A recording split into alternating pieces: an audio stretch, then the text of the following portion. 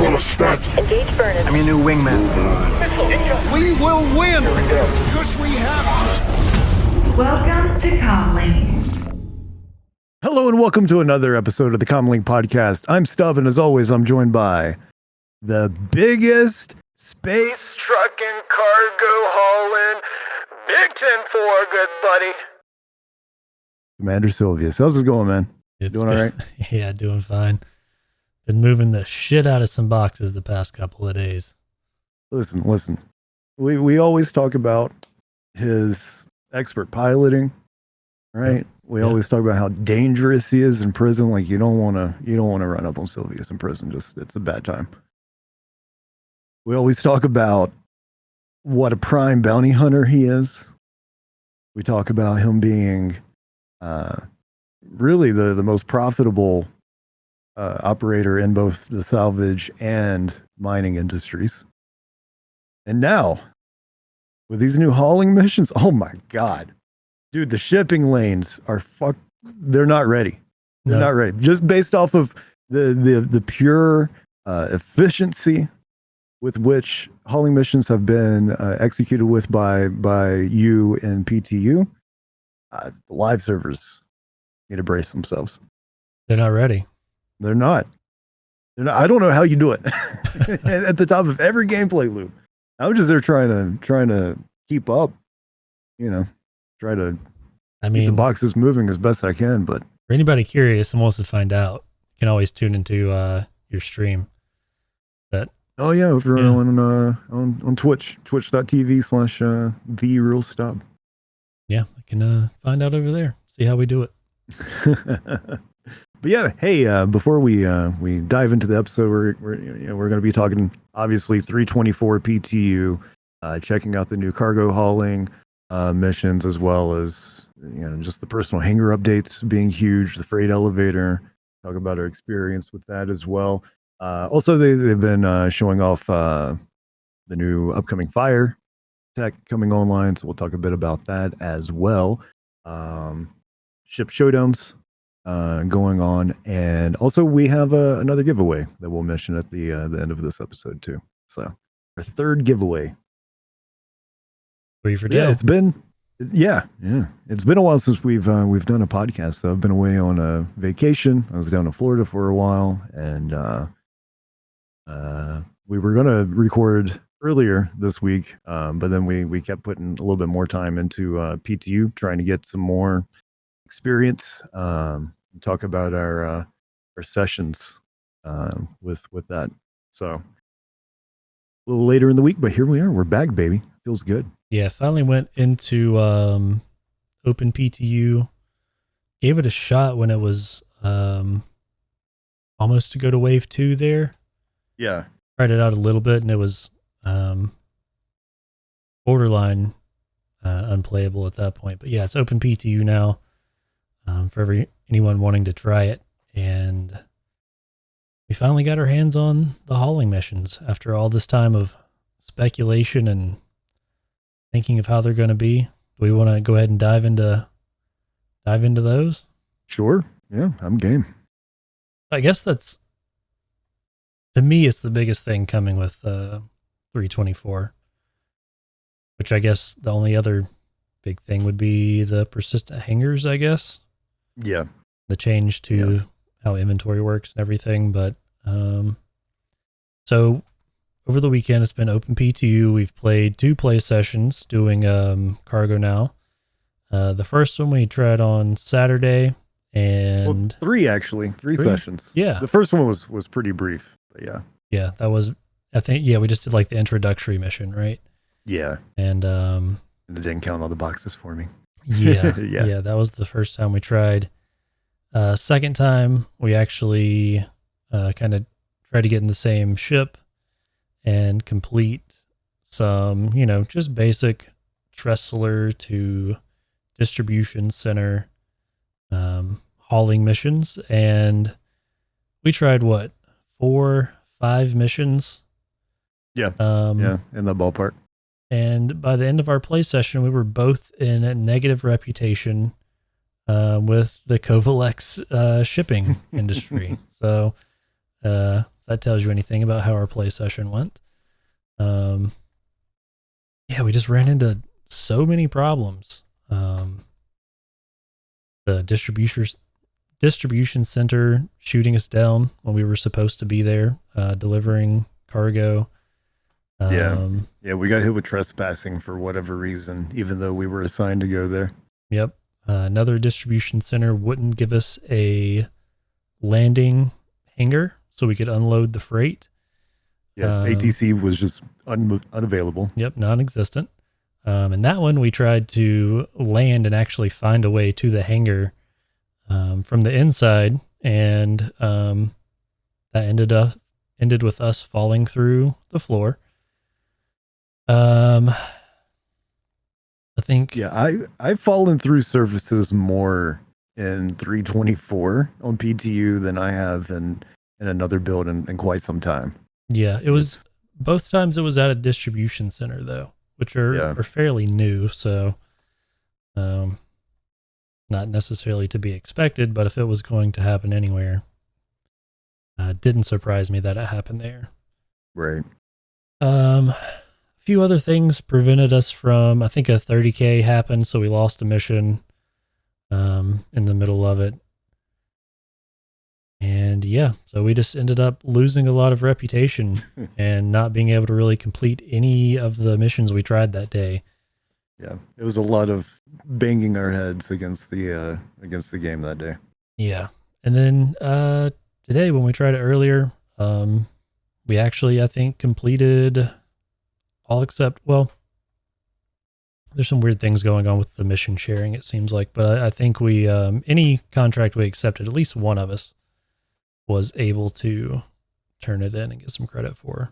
Yeah, a much smoother experience today. Not a smooth experience, but relative to yesterday and definitely the first 3.24 play session that we had.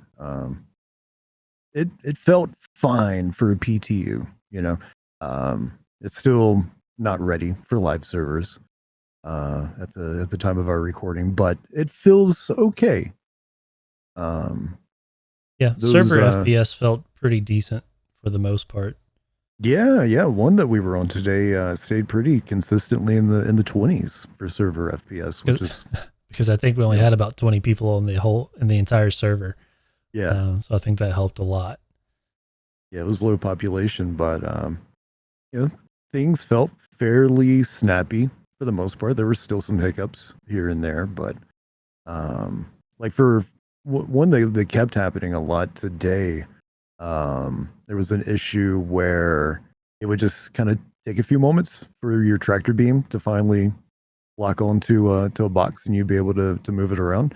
And then we also ran into the weird issue where I guess if I was tractor beaming a box and then you tractor beamed it, then one of us would no longer be able to move the box. It would just stay stuck on the floor.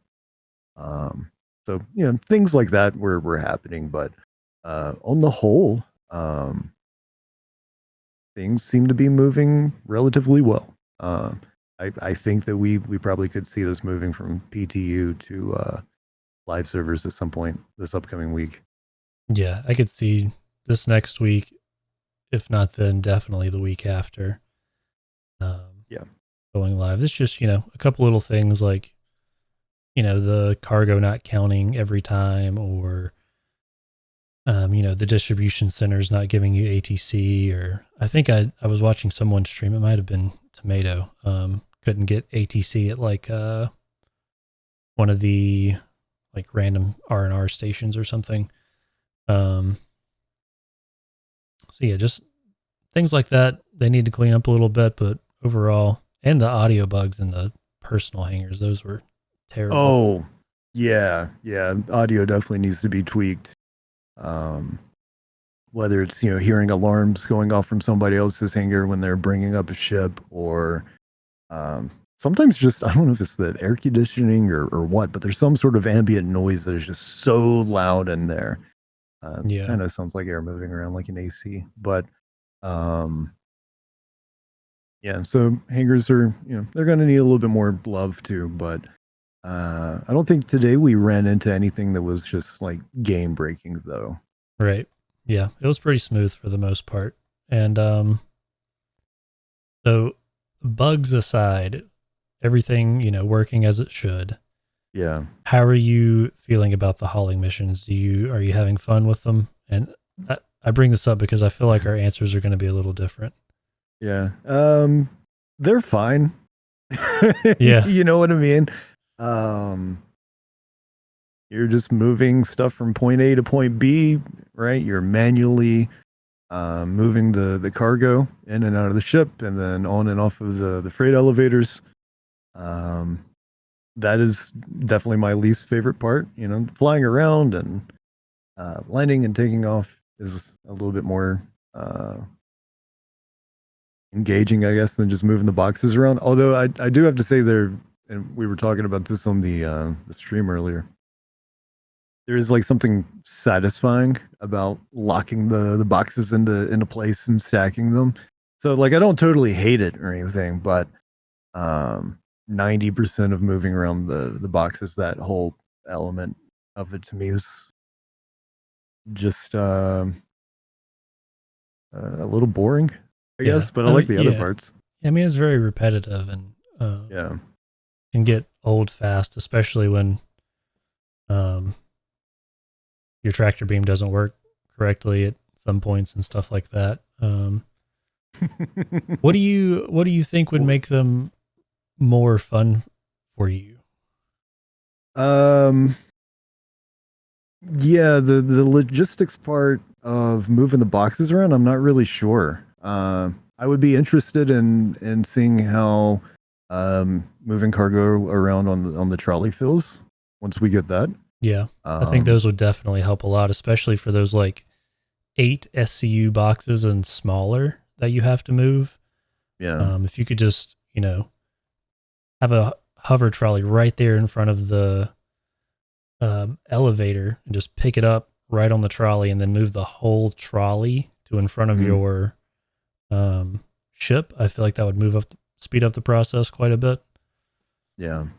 I also, honestly, I kind of wish the tractor beam was a little bit faster too. Like it feels like it takes forever to retract or push something further away with it. I noticed in the last patch they were trying to differentiate, like they made the handheld tractor beam, the multi-tool one. Yeah. It won't pick up 32 SU crates anymore.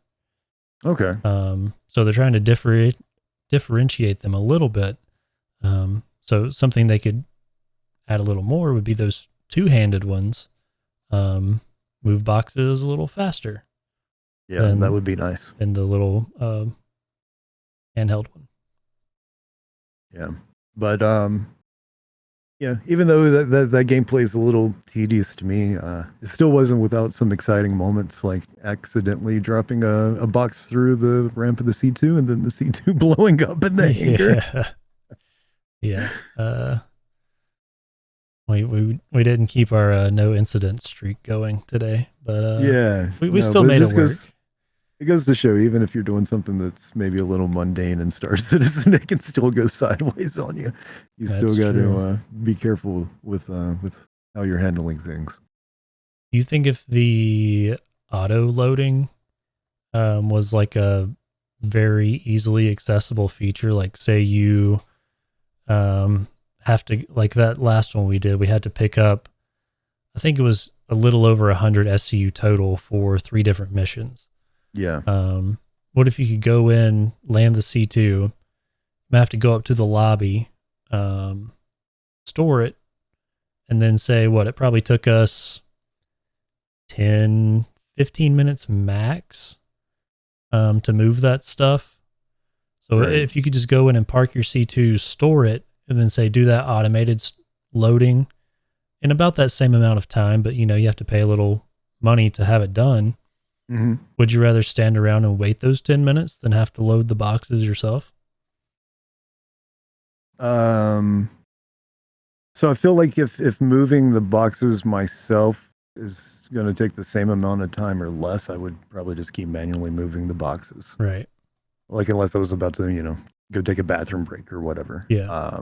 Or if I needed I don't know, to pick up some gear from some of the shops at the station, maybe. But yeah, 9 times out of 10, probably would just move the box myself. Yeah, because we didn't really. That might be how you do it, honestly, because we didn't really try and mess with auto loading at all. Yeah, I didn't even see the button anywhere. Like I didn't notice it on the freight elevator terminal or. Yeah, I would imagine it anywhere. wouldn't be from the freight elevator terminal. I think it would have to be from the ASOP terminal. And I feel like your ship would have to be stored first. So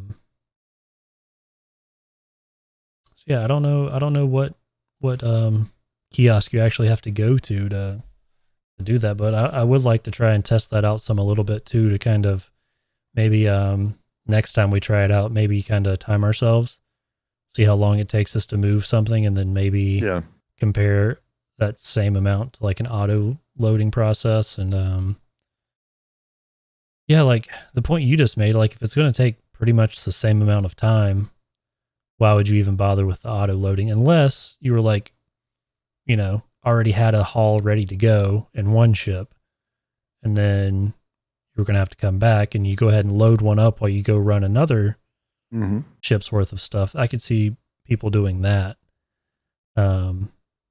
Yeah, other than like that scenario, it's just the same amount of time. I feel like most people are just going to choose to do the manual loading anyway.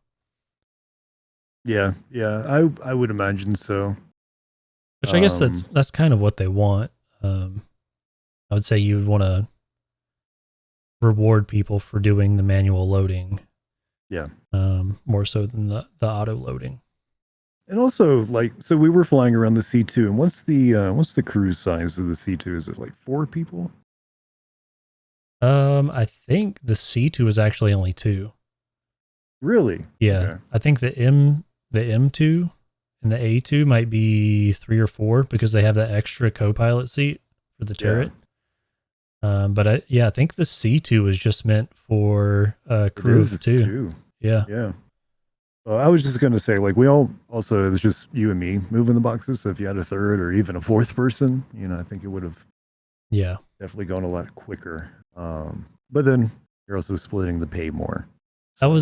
That was another point I was wanting to bring up. I know they buffed the rewards this previous patch from what we were playing, like right around like wave 2 being available. But it still doesn't really feel rewarding enough. No, it doesn't. Unless, like, compared to the other missions, I feel like you could make more money.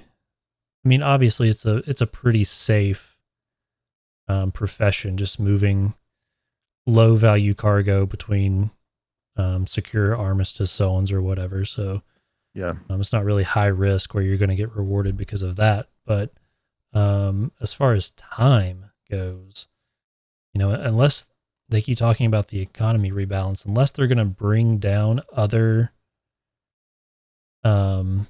contract payouts as well, I feel like the hauling missions aren't rewarding enough for the time it's taking to do them. Yeah, I agree with that. And still, I haven't seen the payouts at the higher tier of reputation. That's what I was just about to say. Yeah, we almost got to the next rank after junior. I think that's member. Yeah, so we didn't get very high in the reputation ranks, to be fair. Yeah. But yeah, I would hope that the payouts would be much better at the higher tiers. But I just, like, obviously these are junior rank, medium to small cargo hauls is the way they're listed. Yeah. And I guess for 2 people just starting out, I guess that's not terrible money. I do wish it paid a little bit more. But yeah, I'm probably not going to get there on PTU, but I would like to get to the higher ends on live and actually see if running a C2 with 3 to 4 people would even be worth it. Because we could have had one more person to move it there more quickly. But when the contracts only pay, 17, 20K, splitting it 3 ways, you're not really making that much. And having that one other person there, because especially with the C2, it seems like one person inside the ship kind of moving stuff up the ramp and organizing it inside, and the other person removing it from the elevator and putting it at the bottom of the ramp. It was a pretty good system. I don't know where that third person would really fit in there. Right. To speed it up a lot. But yeah, I don't know. I guess we should really wait for the higher tier payouts to be able to judge it as far as group pay goes. But as far as doing it in a larger group with the lower ranks is definitely not paying that well. Yeah, I still like the idea that we talked about before about maybe taking a whole C and manually loading that thing through hangar doors. Yeah. That could be kind of a fun thing to do, just as a goof, if nothing else. But yeah, whole C players, I guess, aren't really getting a big benefit from freight elevators being introduced so far. Yeah, I wonder, like we were talking about the auto loading, I wonder if the auto loading works for the C2 on, like, say you have a large haul on the top rank and it's, right. 800 SCU, which you can't even fit that in a C2. I wonder if at that point, you can choose auto loading and load that onto your hull C by parking it in that auto load area, like you do if you just buy cargo with your own money. Yeah, that would be something I'd be down to try out next time. Yeah, I mean, we don't really have missions that provide a ton of cargo right now, but I guess, just for science, we could test it out with not a lot of cargo. Yeah. Yeah, if, anybody in the comments running C2 here lately, not C2, hull C, yeah, I'd be very curious to know how that works with the new freight elevators and everything. Yeah, and if you're doing it with a full crew, let us know how those payouts are feeling.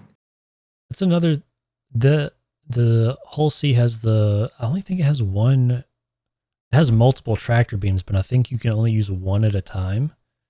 There's only like one operator seat. I would like to see if we could buy a cat or something that has a ship tractor beam feature and see if that maybe speeds up the process a little bit. Yeah, I would love to be in a Caterpillar again. Been a while. Yeah, I'd be down to. We have plenty of money on the PTU to buy one. Yeah. But I hope it goes to live before this month's subscriber rewards are up, because I would like to try the raft out too. Because apparently you can fit more than just the 32 SCU boxes now, like even the small ones fit in those kind of claws that hang off the back. Oh, okay. Yeah, so there's like a whole grid in between the spaces now. That's awesome. Yeah, so I would like to give that a try too, but overall, yeah,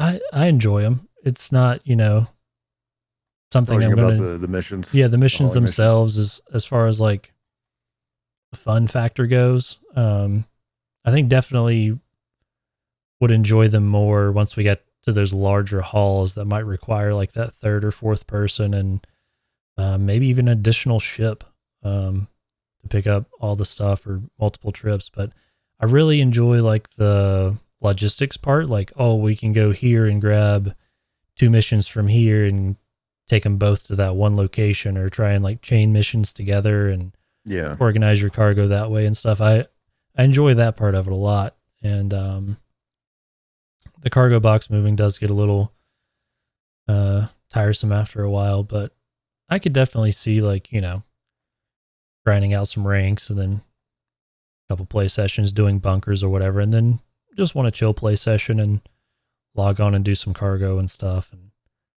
Yeah. Who's to say what kind of missions they introduce with 4.0 too, with missions going from Stanton to Pyro for deliveries. Yeah, I'm definitely interested in that.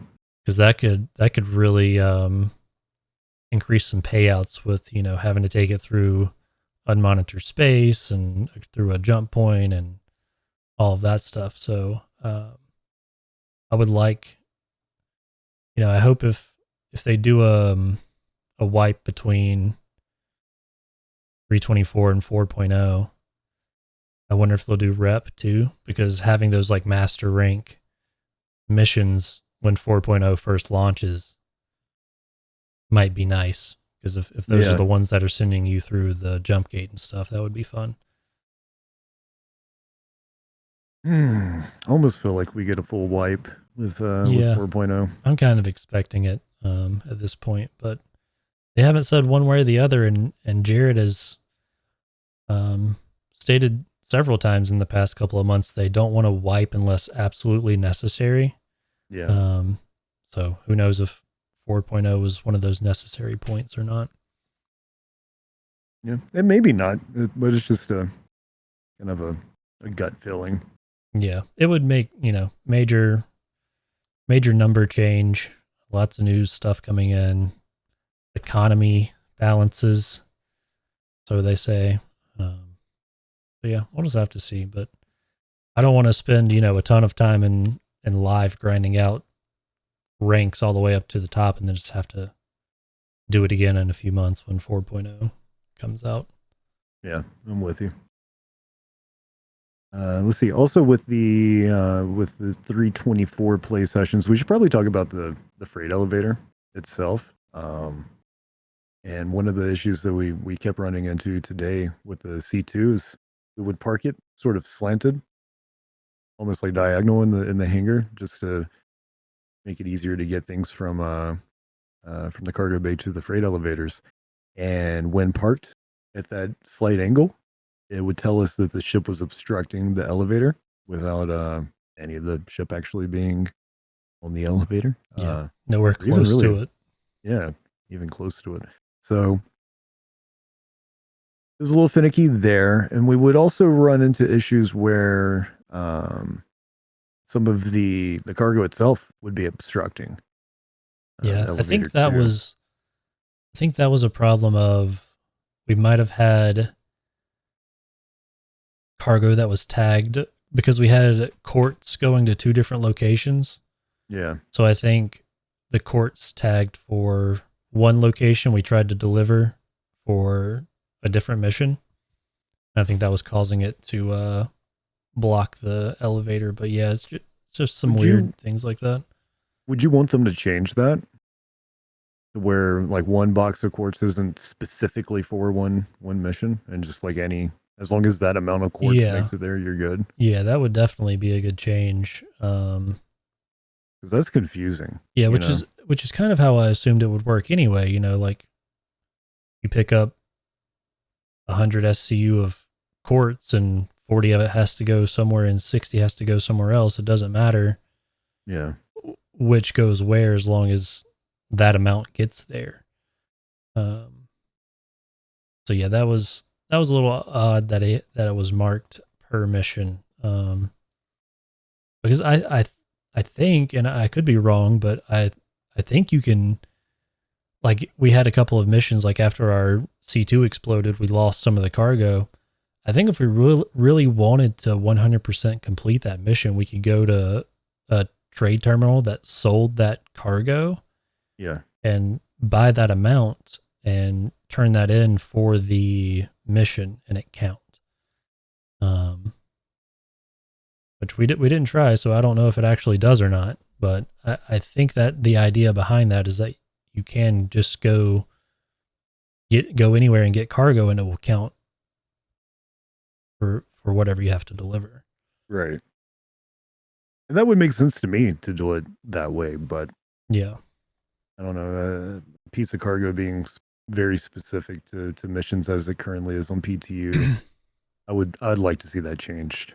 Yeah, sure. Because we'll have to be, if we chain missions together, and you know, like we had today, and it's tagged for a special location that has to be delivered, we'll have to, because in the warehouse you can see the inventory broken down by mission. Yeah. So I guess you would have to bring up one mission's worth of quartz, just for example, load it and keep it sectioned off by itself, and then bring up the other mission's worth of quartz and keep them separated until you got to your destination to make sure you didn't mix any boxes up.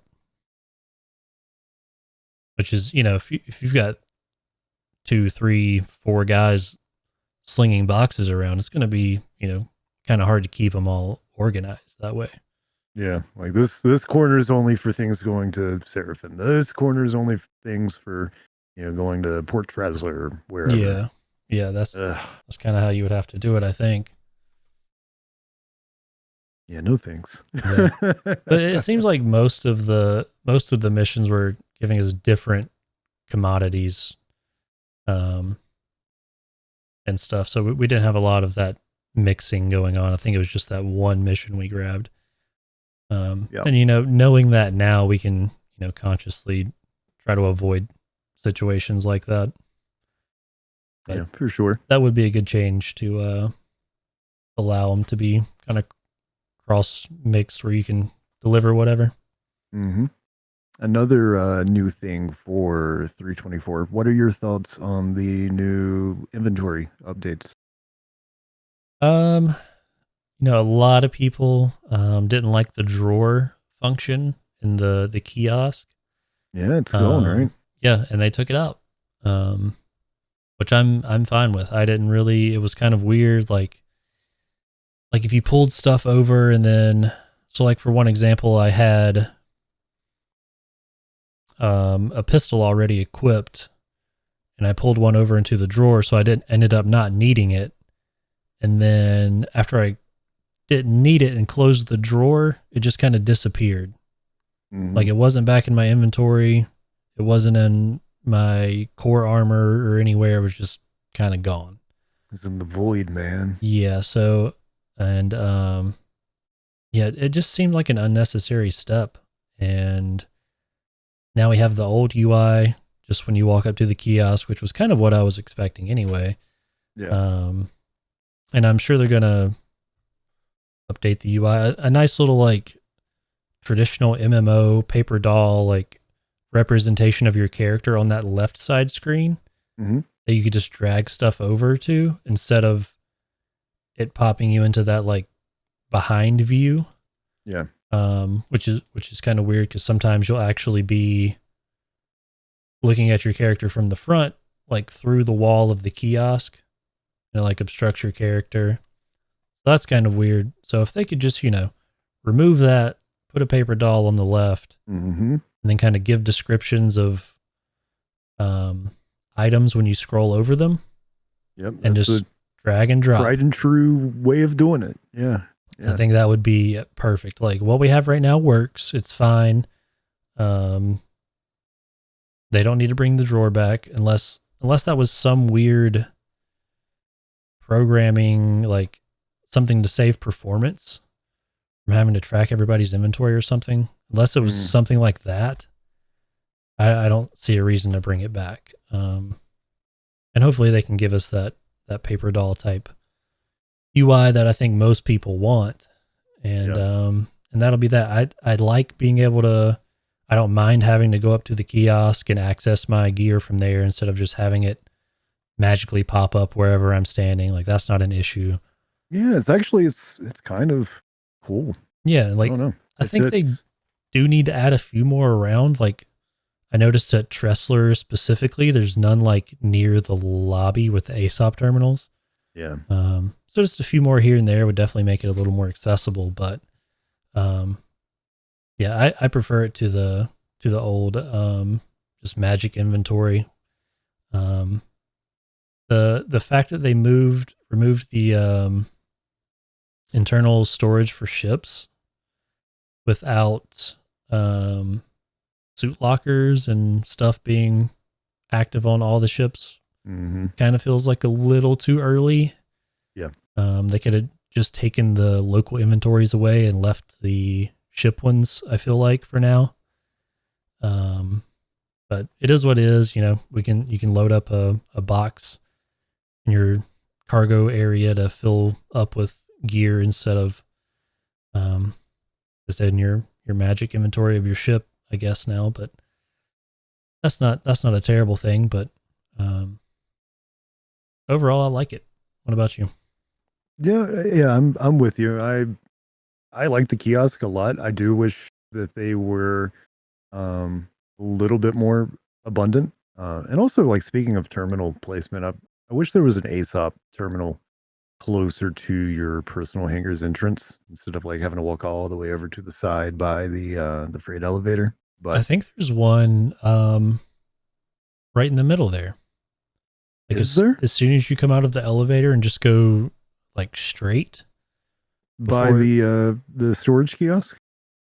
Yeah, before you like go out from up under the little like awning or whatever. Okay. Yeah, I think there's one right there in the middle.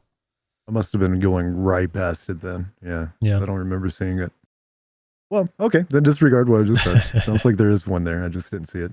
But yeah, I would like to see a paper doll UI. I think that would make sense. But as far as having to go up to a kiosk and all of that, I do find very very natural. Yeah, that's what you do in every MMO. You have a chest, it's your or vault, a bank, or a vault, or whatever it is, and you walk up to it, and that's where you store and access your stuff. Yeah, 100%. So maybe add a few extra ones to some locations, but the idea of it itself, I think, is totally fine. I like it. The one thing I haven't really dug into in 3.24 is hangar decoration. Right. Neither one of us has really bought furniture or moved our posters have gone up. Yeah. I haven't really messed with that any. I've watched people do it on stream and stuff. It seems like, there's no cargo grid for it to stuff to snap to. So like putting a table down and then like placing a gun on top of that table. I've seen a lot of times the gun still kind of like jitters around and shakes and stuff. Oh no. And stuff like that. I don't know if that's just server performance, or maybe if you place it there with your hands instead of a tractor beam on top of the table, it'll behave better.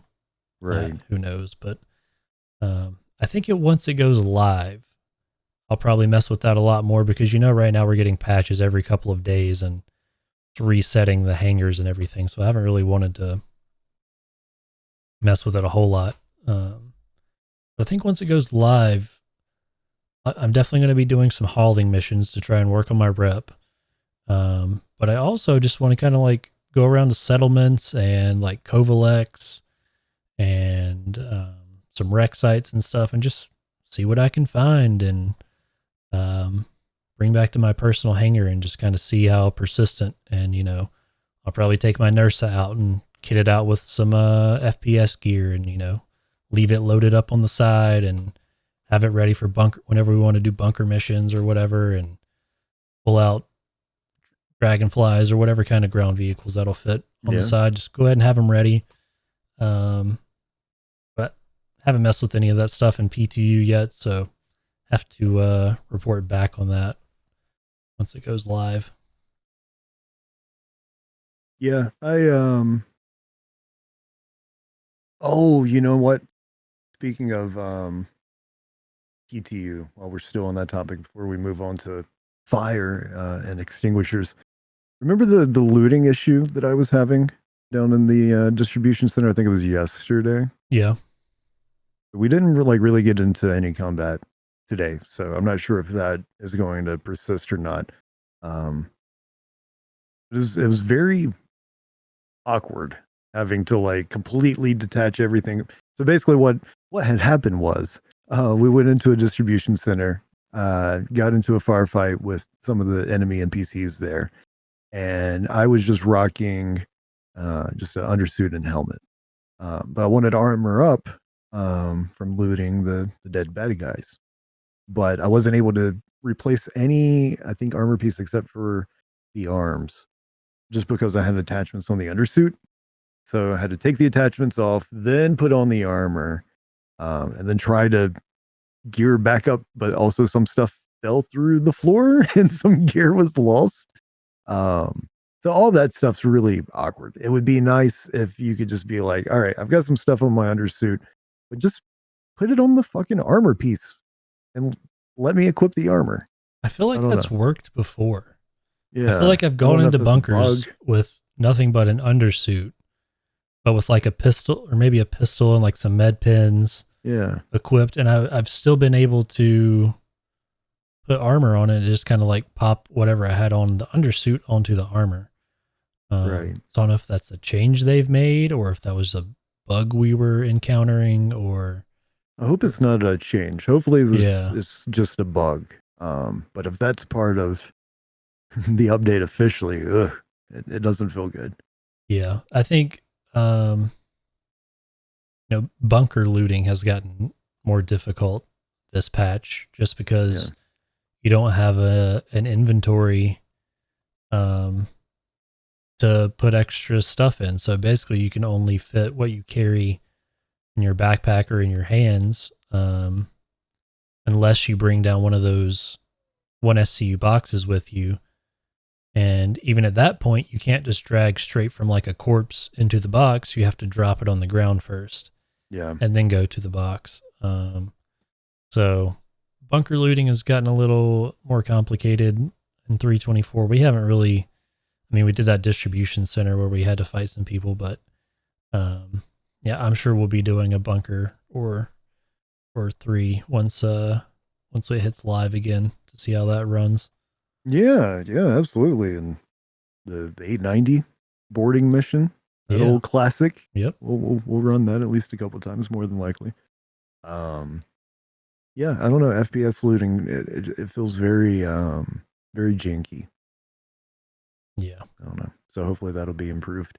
Anything else on 3.24 before we move on? I don't think so. Enjoying it so far. Hopefully we get live in the next week or so, and then 4.0 Evo soon after. Yeah. I'm thinking probably by there's a good chance by the time we record the next podcast episode it'll be live. But if not, I'm sure we'll probably play around on PTU a little bit more and continue to report until it goes live. Yeah. All right, so fire and fire extinguishers. Pretty big update. We had the ISC, was it 2 weeks ago now, that went over fire and how it's going to work a little more closely. Right. Yeah, with engineering gameplay on the way, it's all part of making the game a little bit more than, my ship ran out of HP points, and now we're just going to blow up. Yeah. Right? So more stuff to manage, some components overheating, or if you are taking enemy fire, part of your ship catching fire, it's definitely going to add yet another dynamic to ship combat in the game, and continues to play into, multi-crew ships as well, right? Somebody back there keeping an eye on the components, making sure any fires are put out that needs putting out. I'm excited for the new dynamic to gameplay that all of that can bring. Yeah, 4.0 is going to bring a lot of changes in fire. I think it's going to change definitely how you have to handle your ship during a fight and stuff. Having to like vent certain areas of your ship to prevent the fire and stuff.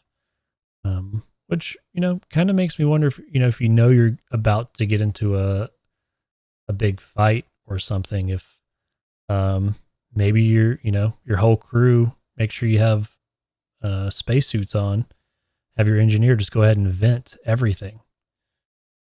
Oh, yeah. Like, we're about to take some fire, go ahead and just vent the whole ship. And I guess depending on, they haven't talked a lot about like power distribution between life support and stuff like that yet. But, if you don't need life support on, maybe you can vent the ship, turn life support off, and then that extra power will go to your shields and weapons. I wonder if like opening up airlocks and such would make you eventually more vulnerable to like ballistics damage to components and that sort of thing. Yeah. Like maybe that's a trade-off. Like, yeah, you're preventing the fires, but also ship bullets are going right into, your battery or quantum drive or whatever. Yeah. I don't know if the atmosphere, they might make atmosphere affect the bullets some, but I think it would be more costly to your crew. Because, eventually at some point our suits and stuff are going to have finite supplies of oxygen. So if not, everybody's suit's not charged up, little Timmy in the back, he's just dicking around the whole time. His undersuit is in like 2% left. Might not be a good idea to vent the ship because little Timmy's going to pass out and die while you're in the middle of a fight. But yeah, it's all about adding that risk versus reward, and different ways to kind of tune your ship to what you're experiencing. But one part about fire I thought that was really cool is you can kind of like set like a Pico or something on fire, and then essentially use it as like a Molotov and start catching other people's shit on fire. I thought that was kind of cool. It probably add for some interesting sabotage gameplay. 100%. One thing I found a little weird was I saw them taking a gun and just shooting panels to make it catch fire on a ship. I'm not sure how I feel about that. Yeah. Unless it was... It's a little gamey, right? Yeah, because I don't think if you just... I guess there's wires and whatever it is behind the panels there that might be flammable. But, if you just take a ballistic gun into an airplane. Whoa. Jesus Christ. Sorry, FBI. We're already on a list. Come on. Anyway, if you shoot up the inside of an airplane with nobody on it. Okay, nobody on. Okay. Yeah, nobody's on it, so don't worry. It's fine, except us. It's empty. It's land. It's been decommissioned. Yeah. It's on private property. Yeah, we own the plane. It's just us on there to don't at me, FBI. It's don't too at late. Me. Anyway, my point is, if you just shoot up something with electronics in it, it's not going to necessarily catch fire, right? Right. So putting bullet holes into your laptop. Yeah. Probably not going to catch fire. So unless it was like a specific weapon, like maybe only energy weapons can do that. Or oxy cutters or something. I'm still broken. We had to go there to get the point across. Somebody had to say. What do you think our FBI agent's name is? Joanne. Joanne. Yeah. Hey, Joanne. I hope she enjoys our conversations. Me too. But no, that is a little odd. But I think that's an instance of Star Citizen being a video game, right? That's them going a little bit more arcadey than sim. And who knows, maybe that doesn't happen very often, and they just showed that footage of being like, hey, look, 1 out of 100 times it could catch fire, and just here's a clip of it, I don't know. I could, like I said, I could see it with like certain weapon types, or maybe like only the oxy cutter or a multi-tool attachment can catch things on fire. Or maybe if you shoot a Pico Molotov. Yeah, like that makes sense. Or if you maybe damage a certain component to a point where it starts like sparking or something like that. But yeah, just kind of like shooting random spots in the ship and it catching fire was a little odd to me. Yeah. But no, on the whole, I think it's going to be a cool addition to the game.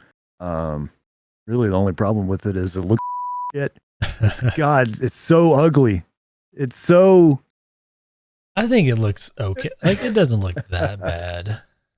No, it's just I don't know what it is about it, but after ISC, they said a lot of the smoke was missing when they shot those scenes.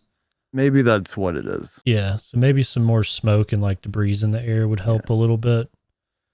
But like just watching that ISC, it seemed to clash with everything else. Like for whatever, there was just something about it didn't fit the Star Citizen aesthetic for me. For some reason, it seemed out of place. Yeah. I made a joke just messaging. It looked like it was something out of Unreal Engine 2.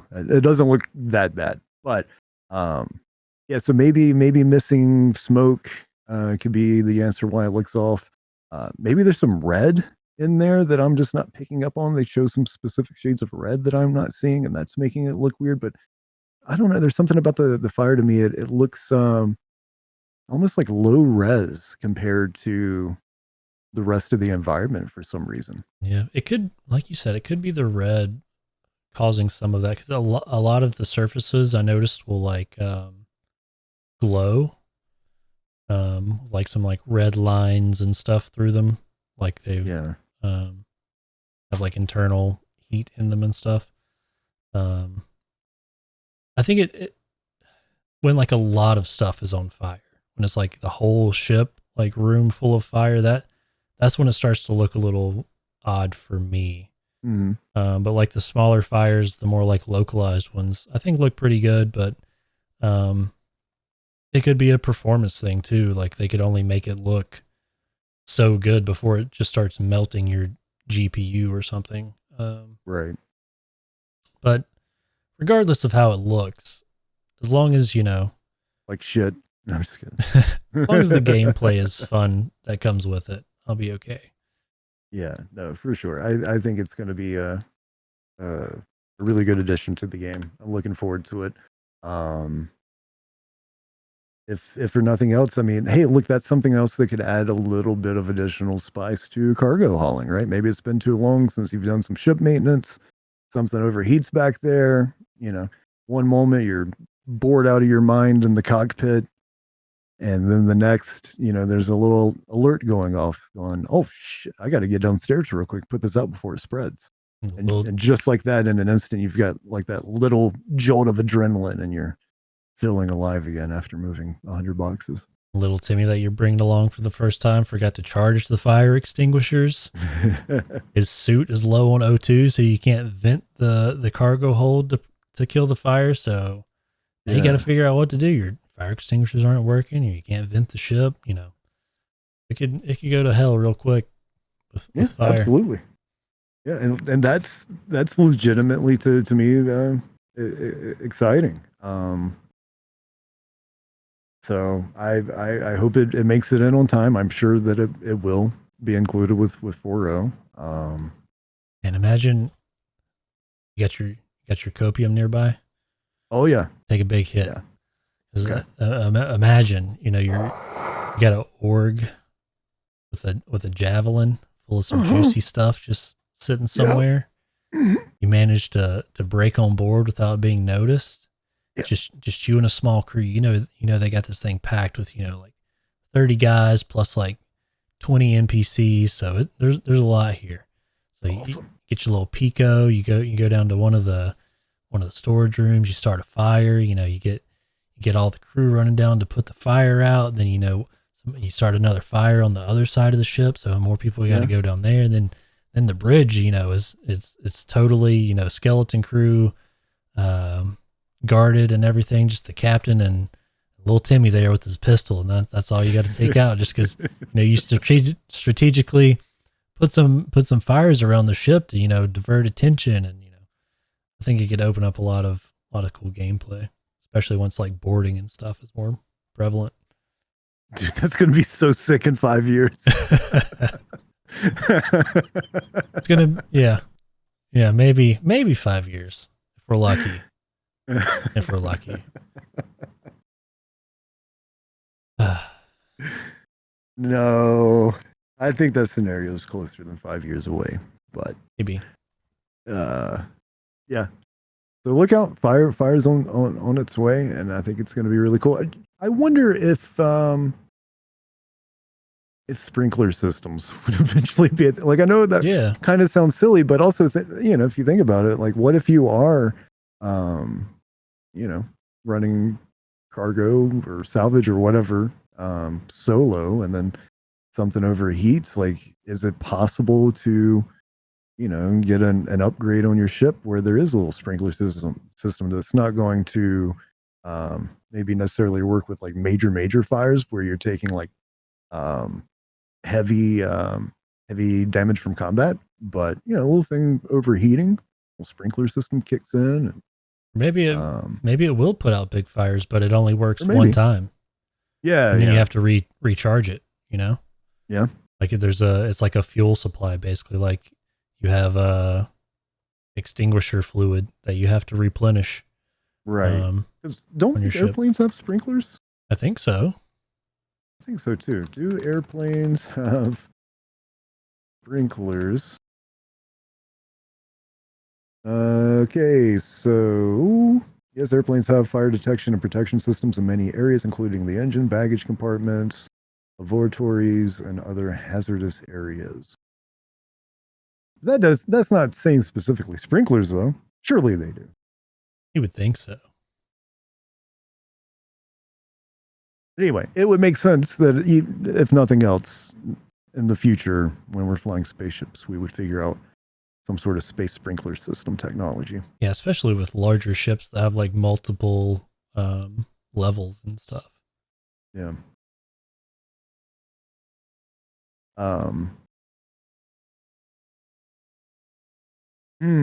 Yeah, I like the possibilities a lot. I love the idea of like maybe having to make like a really harsh decision on a multi-crew ship where like there's a really bad fire in the back, right? It's gonna screw up the whole ship. Like the ship's going to explode if that fire doesn't get contained, and there's no way that the sprinkler system's offline. There's little Timmy's back there. He had a fire extinguisher, but it ran out of charge, and the fire's still just blazing. And for the good of the ship, you've got to vent the back. But Timmy doesn't have his helmet. Timmy forgot to grab his helmet. He was so brave getting to the cargo bay with this one fire extinguisher by himself that and he was so fast to get back there that there was just no time to grab it. And now as the captain, you've got to push that button, knowing the rest of your crew's depending on you, but Timmy's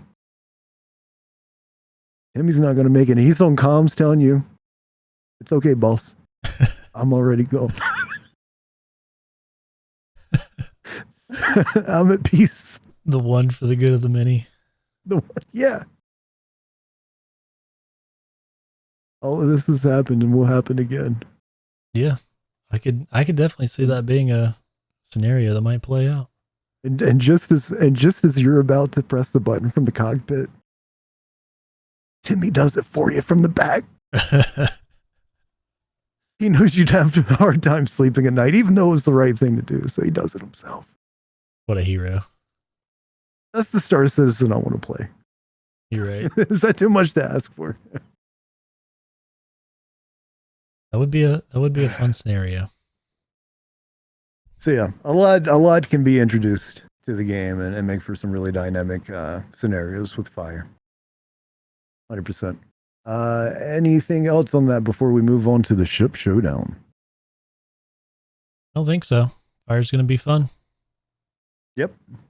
Just make it look better, CIG. I don't know. Yeah, get your shit together, guys. $700 using million. Microsoft Paint over there? $700 Designing million. it in Paint? It looks 700? like- yeah, it's $700 million, right? 700 million. And they give us fire that looks like that. We've got some N64 fire graphics going on. Come on.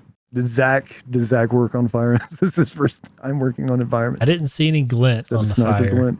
I didn't see any glint on the fire, so probably not. The fire extinguishers might have glint. I didn't check on that. Just kidding, Zach. Love to have you on the show. All right, yeah. So Ship Showdown's going on right now, And a free fly. I've Anybody actually listening this week.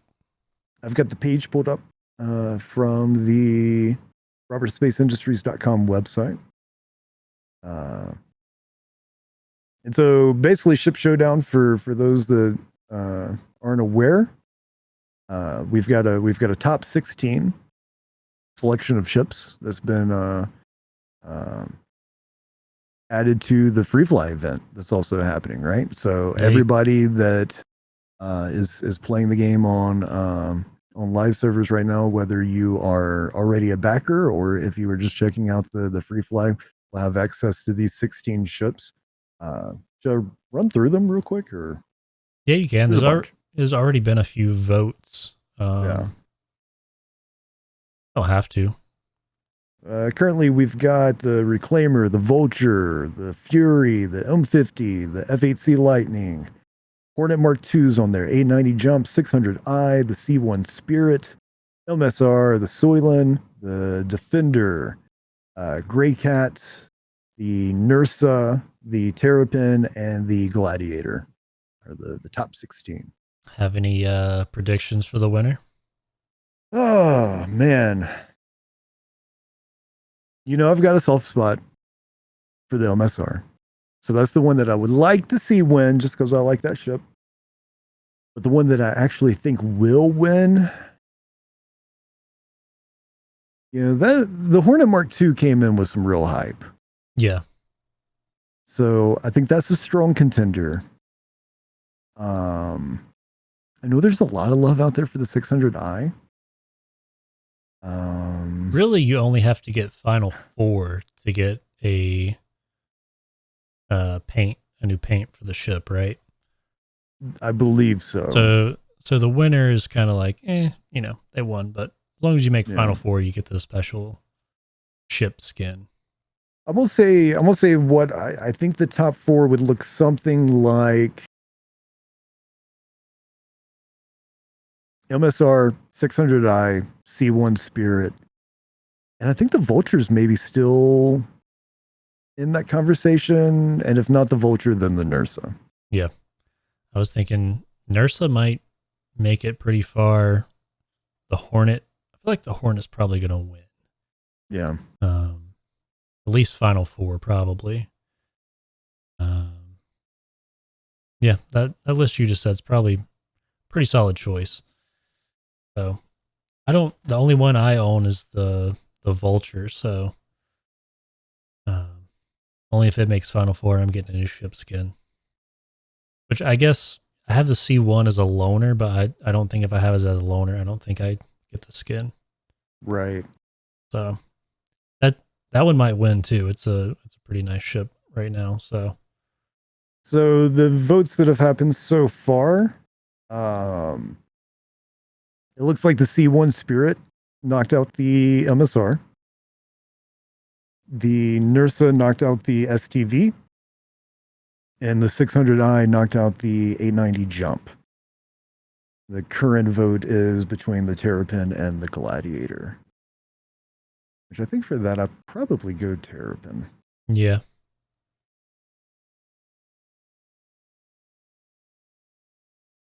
And I just voted for the Terrapin, and yeah, it has roughly twice as many votes as the Gladiator, so it looks like it's going to swing Terrapin.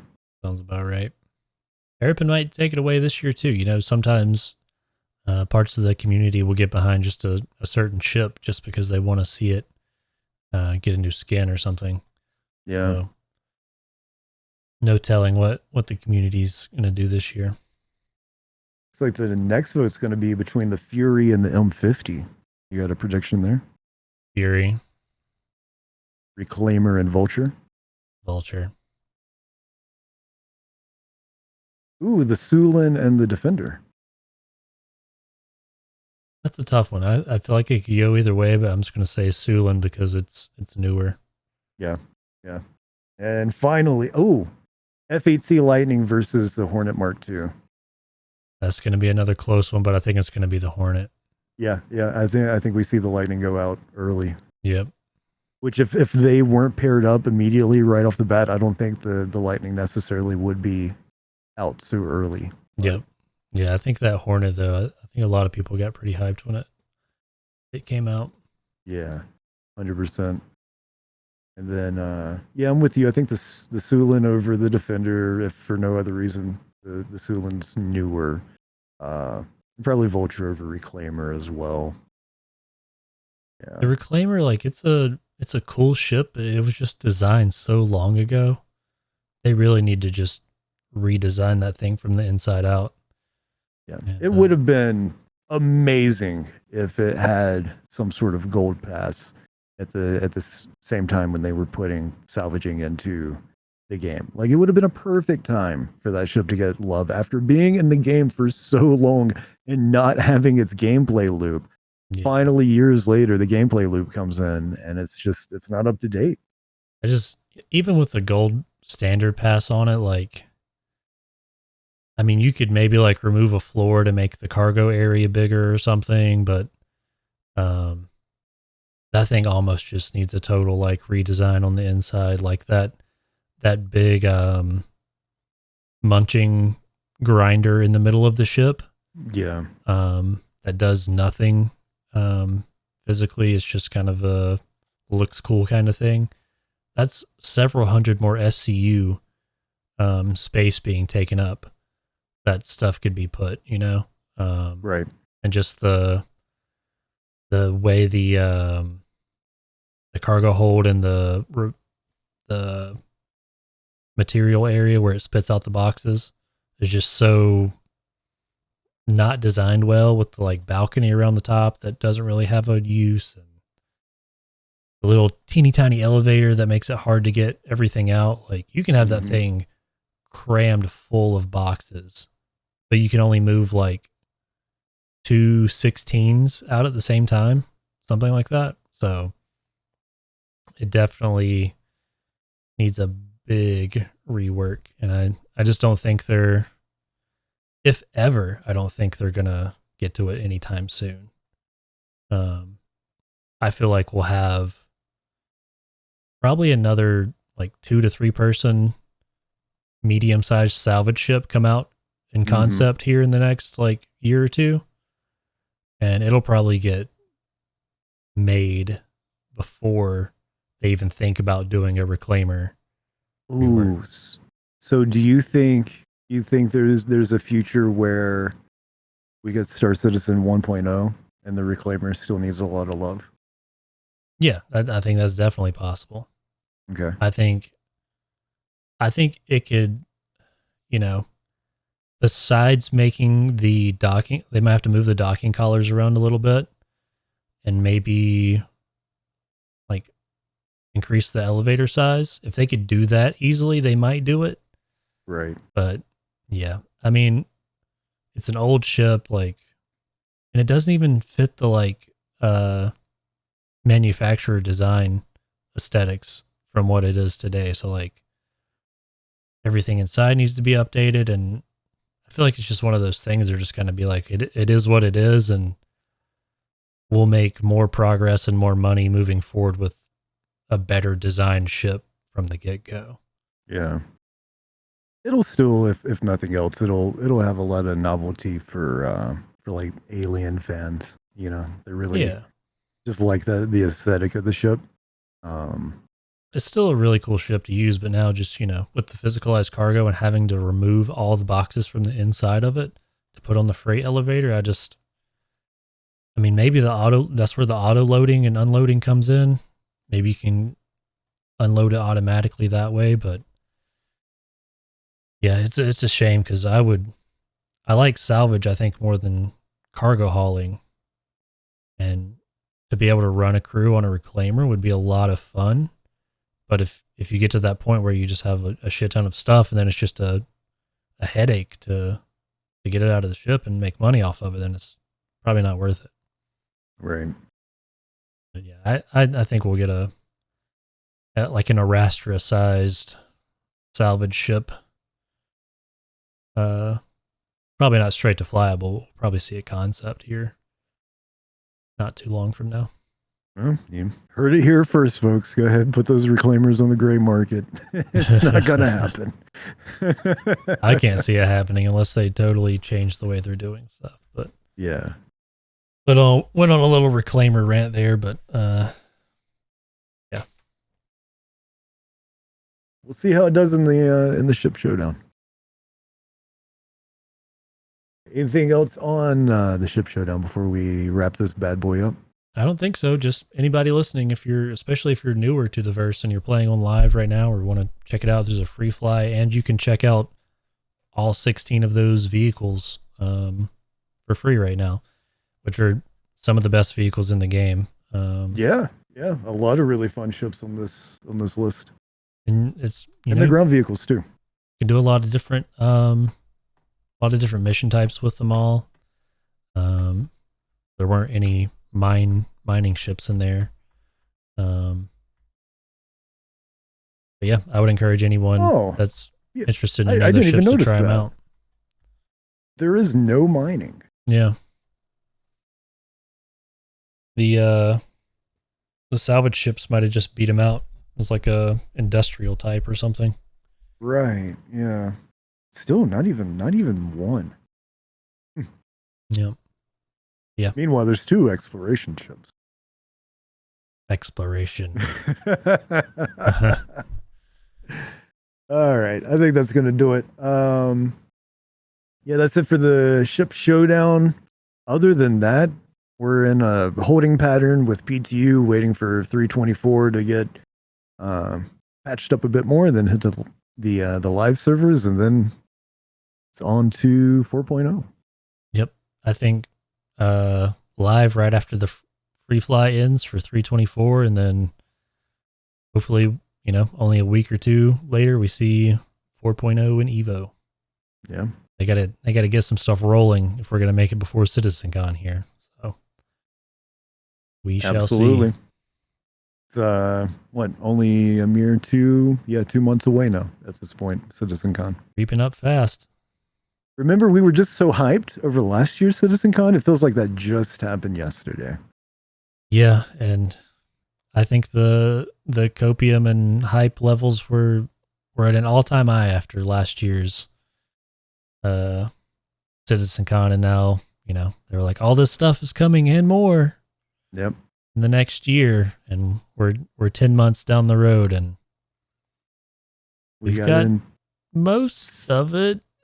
Yeah. Kinda. Yeah. So it's here in a way. Yeah. I just sort of all here. That's a whole other conversation, but we can't have another Road to Pyro CitizenCon. So I mean, I feel like if that does end up happening, like that just turns into the biggest Star Citizen meme ever.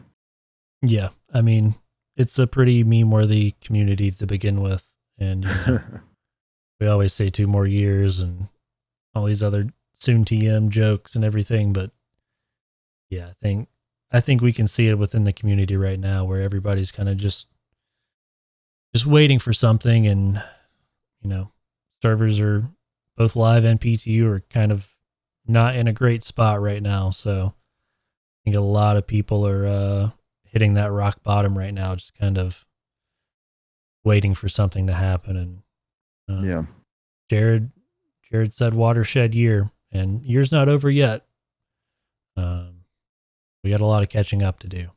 I honestly, I feel like even after 3.24 hits the live servers, this feeling of Star Citizen being in sort of a rut isn't going to be over until 4.0 comes out. Oh yeah. 3.24, has hauling missions and the personal hangars, but other than that, unless you like moving boxes, it doesn't have a whole lot there for you. Hey everyone. So the craziest thing, Sylvius actually accidentally shot his computer, like what we were talking about earlier in the episode, and it caught fire, and we lost about 10 minutes or so of the episode. It had to be tested. It had to be tested. It turns out it's a bad idea. Don't shoot your computer. Please. But no, you didn't really miss a whole lot. I mean, we revealed the Star Citizen 1.0 release date, the 4.0 release date for Q3. Turns out that's happening. And we disclosed all of our completely credible sources on that. But unfortunately, that footage is lost. But we definitely appreciate you checking out this week's episode. It's good to be doing these again after taking a few weeks off. Yeah, the recording kind of messed up too, so I'm not sure if I'm about to try and fix it in post here, but it might be really choppy when you guys watch it. So apologies for that too. He used hollow points too. It's all up. Yeah. Oh God. Really had to test it out well. So thankfully he has a fire extinguisher he keeps handy, as any responsible homeowner should. It actually didn't catch fire. So okay. CIG, hit me up if you need a actual tester. But yeah, I don't know. I think we should probably talk about our giveaway before we sign off for this week. Yeah, tell us about that and do our outro, and we'll get out of here. Yeah, so as teased at the top of the episode, we do have another giveaway that's live now. You'll be able to find a link in the episode's description to enter. It's for a Pulse LX with lifetime insurance, and it will be through Gleam.io, the same as our previous NERSA Medevac giveaway was. So keep an eye out for that link down below and enter. You'll have until midnight, August 31st to enter that giveaway.